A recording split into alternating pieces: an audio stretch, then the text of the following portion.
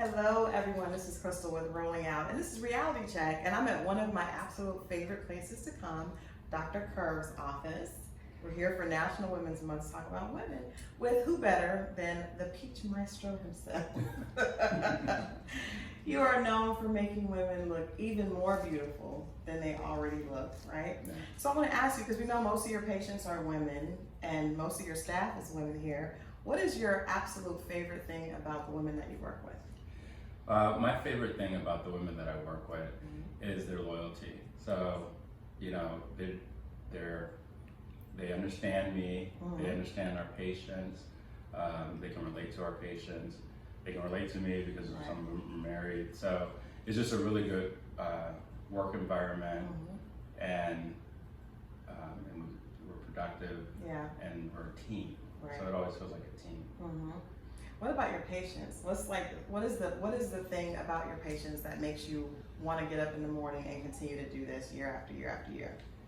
The thing I like most about my profession, my patients, is the reaction when, you know, like 6 months out from surgery, when they come in and you can tell that they just have a whole different attitude. They were already, you know, good as far as their career and everything, but just over time, because of kids and stuff, they weren't looking the way they wanted to look, and so now they have that confidence back, and that shows. So that's what I like. I like that. Now, I want to ask you, because I think that this would be difficult, because you create like almost the perfect body, right? That's the plan. On your page, you have like, you take people from amazing to the perfect dimension. What do you, as a man, outside of what you do every day, what do you think is the most beautiful thing about a woman? You know, I like their spirit. I like their unselfish love, especially for their kids. I mean, they spend a large part of their life taking care of someone different than themselves and putting someone else first, or a group of people first if they have multiple kids. Or a husband. Yeah, and a lot of times, I know my wife, you know, sometimes she says I'm one of the kids, you know, and I mean, they just do a lot, and a lot of times it's a thankless job. And so that's what I love about women. That, you know, they don't even have to be asked to do it; it's just part of who they are. Yeah. So is that one of the things that prompted you? Because I know you do Mommy Makeover, where you gifted one of your followers with a complete Mommy Makeover. Is that what made you want to do that? It is. I mean, I wanted to give back to, you know, a lucky woman, or just to women in general, because they're sacrificing so much, including their body, and you know, some people can't afford it, and so I wanted to just do something special. Yeah, nice. So you guys have a winner. Can you tell us a little bit about what went into that and why the winner was the ultimate winner? You know, it was a very, very tough process because there's so many qualified people that, you know, it's thousands of people that we have to go through, so it was very hard to pick. But she had a really, really good personality. First, she met all the criteria. That was, you know, but then she had a really good personality on the phone, and I thought I could do a good job on her. And so, you know, it was just really important that they met all those criteria. So, you know, I thought, and it was just me, my marketing team also, we all kind of collaborated and selected someone. Yeah, we look forward to seeing the finished product. You know, she's hasn't got quite started yet. We look forward to seeing that. I want to ask you now, what are some of the biggest misconceptions? Because you mentioned that she met all the criteria. So what are some of the biggest misconceptions about plastic surgery? Is everyone a candidate for, you know, getting a BBL or ab etching? I mean, or is there certain things that you look for in a patient that makes them a better candidate for a particular surgery? So there's definitely some medical criteria that need to be met, as well as mental criteria. You know, usually we want someone under a BMI of 35. But and that's their body mass. Yeah, it has to do with their weight and their height. But BMI is not everything. I mean, and a lot of you know, it depends. For BMI of 35, that's still a little bit heavier than we want for a BBL. You know, they have to have, if they have medical problems, they have to be controlled, and you know, they can't have any serious medical problems. Okay. So once they kind of meet all of those criteria, and for the mom makeover, they had to be a mom. And they had to, need all the procedures that we needed, we wanted to do. Specific things that happen to a woman's body in childbirth that we all know about. Then we have to make sure that they're in good mental state. Right. And we also have to know why they're doing it. If they're doing it for somebody else, we don't want that. So I'm glad you said that because that's probably one of the biggest things I see people, the naysayers of plastic surgery, is that a lot of people think that people do it, they get addicted to it, they're not doing it for the right reasons. How do you handle that if someone comes in and you don't really feel like or maybe they keep coming back? Yeah. How do you handle that as a doctor? So it depends on what they're coming back for. So sometimes people need multiple procedures because they have multiple things going on. I can't do it all at one time. And then sometimes they want different procedures, like they want. So that's fine. Okay.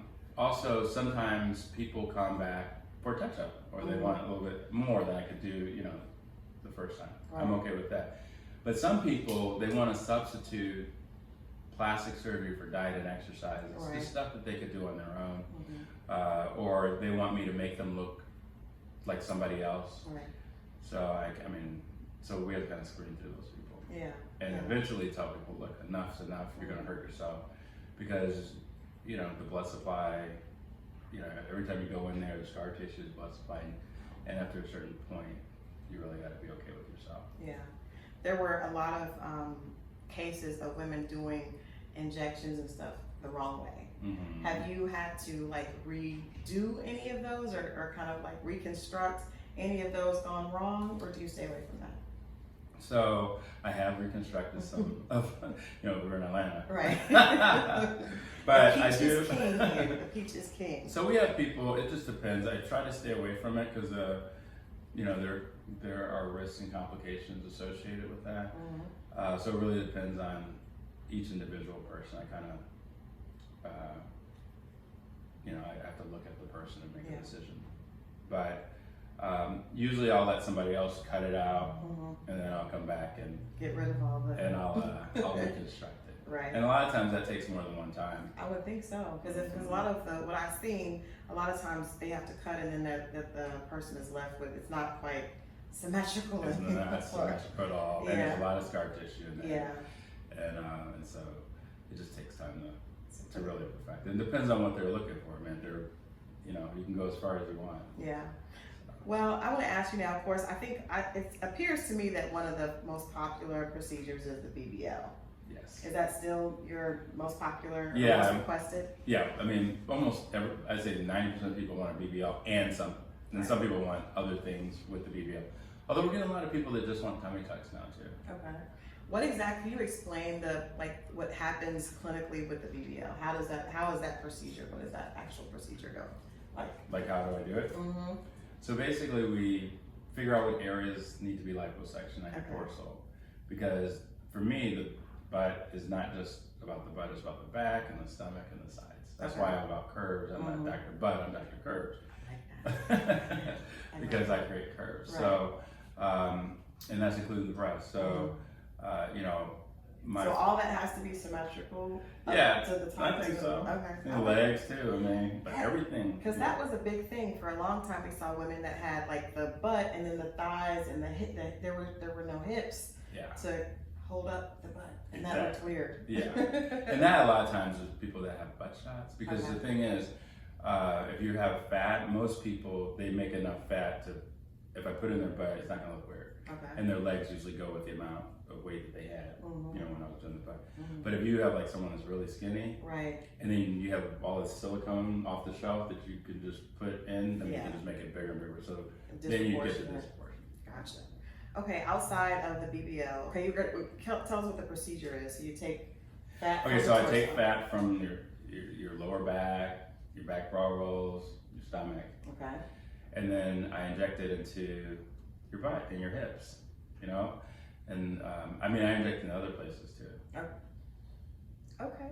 Okay. Now, also you have the ab etching, which looks really cool. People, it's very hard to get a six-pack these days. Yeah. But it looks like you can give us one. You can order one here, Dr. Order a six-pack, but you have to be the right candidate. Okay. So, you can't need a tummy tuck and get a double, as you know, you can't have a lot of fat right here. So that would be something that, you know, you might have to come back for and doing a second procedure.